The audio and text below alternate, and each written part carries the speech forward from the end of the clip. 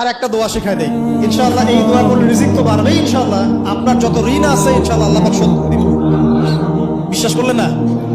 এই দোয়া শিখাই দিচ্ছি, এই জন্য আমাকে হাদিয়া দেওয়া দরকার, স্পেশালি আমাকে এখন হাদিয়া দেওয়া দরকার। গুরুত্বপূর্ণ দোয়া শিখাই দিচ্ছি। আলী রাদিয়াল্লাহু আনহু বলেছেন, কোন ব্যক্তির যদি পাহাড়ের সমানও ঋণ থাকে, এই দোয়া যদি আমল করে আল্লাহ পাক ওই ঋণও শোধ করে দিবেন ইনশাআল্লাহ।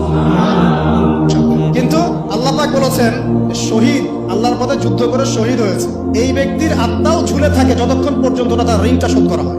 এবার বলেন আমি কি বুঝাবো? আর কিছু বলতে হবে? এখন সেই দোয়া শেখাচ্ছি আপনাদেরকে, যে দোয়া শিখলে আপনারা ঋণ থেকে বাঁচবেন ইনশাআল্লাহ। কত দিবেন বলেন? আচ্ছা, হ্যাঁ, এই তো শুকরিয়া। দোয়া করবেন যেন আল্লাহ পাকের দিনটাকে আল্লাহর জমিনে প্রতিষ্ঠা করতে পারি। আমার সাথে বলেন, দোয়াটা হচ্ছে আল্লাহুম্মা ইকফিনি বিহালালিকা আন হারামিকা ওয়া আগনিনি বিফদলিকা আম্মান সিওয়াকা। এই দোয়াটা ছোট না, এটা মুখস্থ করবেন, সেজদায় পড়বেন, নামাজের সেজদায় পড়বেন, আত্তাহিয়াতু দরুদ শেষ তারপরে পড়বেন, নামাজ শেষে হাত তুলে পড়বেন, যখন তখন শেষ রাতটা করবেন, ইনশাআল্লাহ দেখবেন আপনার ঋণ বলতে কিছু থাকবে না। যদি থাকেও, বড় কোনো ঋণ থাকেও, আল্লাহ পাক অন্য কোনো মাধ্যমে এটা শোধ করার ব্যবস্থা করে দিবেন ইনশাআল্লাহ। এই কারণে হয়তো নবী সাল্লাল্লাহু আলাইহি ওয়াসাল্লাম বলেছেন, তোমার সবচেয়ে সেরা অধিকার পাওয়ার, ভালো ব্যবহার পাওয়ার অধিকার রাখে তোমার মা, এরপর তোমার মা, তারপরেও তোমার মা, এরপর তোমার বাবা। তো মায়ের এই যন্ত্রণা শুধু মায়েরাই বুঝতে পারবে। তো আপনি যদি জান্নাত পেতে চান, মায়ের সেবা করেন, মায়ের খেদমত করেন, মাকে সন্তুষ্ট রাখেন, ইনশাল্লাহ জান্নাত পেয়ে যাবেন ইনশাআল্লাহ। আর এই যুগে কিন্তু মা বাবার সাথে দাস দাসীর মতো আচরণ করা হয় আর কি। তো খেয়াল রাখবেন এই বিষয়গুলো, মায়ের হকটা কখনো নষ্ট করেন না। অথচ জুমার দিনটা এত ইম্পর্টেন্ট, এই দিনে দোয়া কবুল হয়। যে কোনো দোয়া আল্লাহর কাছে চাবেন, কবুল হবে। এই দিনে সূরা কাহাফ পড়তে হয়, এই দিনে তাড়াতাড়ি মসজিদে আসতে হয়, গোসল করে সুগন্ধি মেখে সুন্দর কাপড় পরে ইমামের কাছাকাছি এসে বসতে হয়। তাহলে প্রত্যেক কদমে 1 বছরের রোজা, 1 বছরের তাহাজ্জুদের নেকি হয়।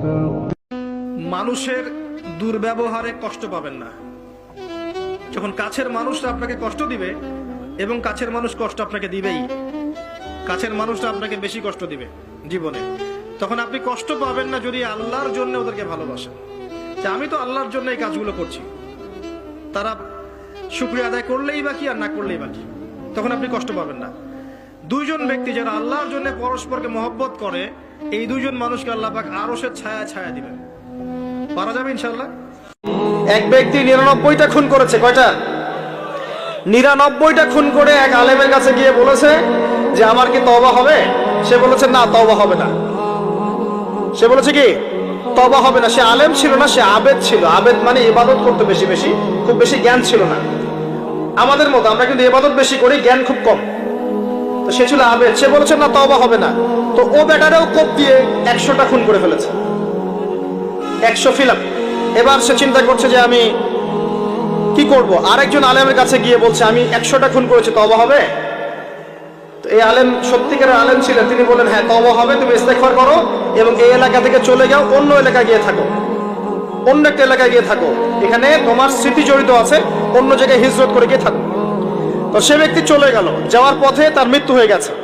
আর আল্লাহ পাকের ফেরেশতা চলে এসেছে, আযাবের ফেরেশতা এবং জান্নাতের ফেরেশতা, তারা নিজেদের মধ্যে এখন তর্ক করছে কে রূহটা নেবে, আত্মাটা কে নেবে।